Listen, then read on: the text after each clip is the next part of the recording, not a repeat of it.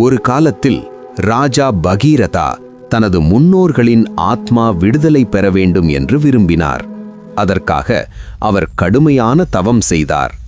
அவரது தவத்தால் மகிழ்ந்த பிரம்மா கங்கை பூமிக்கு இறங்கட்டும் என்று வரமளித்தார். ஆனால் ஒரு பிரச்சனை இருந்தது. கங்கை வானத்திலிருந்து நேராக பூமிக்கு விழுந்தால் அதன் வேகம் மிக அதிகமாக இருக்கும். பூமி அதை தாங்க முடியாது. அப்போது சிவன்தான் உதவி செய்ய முடியும் என்று கூறப்பட்டது.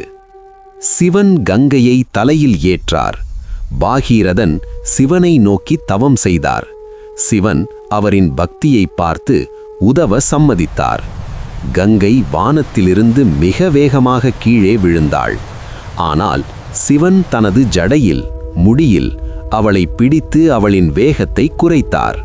அதனால் கங்கை மெதுவாக பூமிக்குள் இறங்கி நதியாக பாய்ந்தாள். நம்முடைய வாழ்க்கையில் எந்த பெரிய பிரச்சனை வந்தாலும் அமைதியாகவும் புத்திசாலித்தனமாகவும் அதை சமாளிக்க வேண்டும் என்பதையே இந்த கதை சொல்லுகிறது.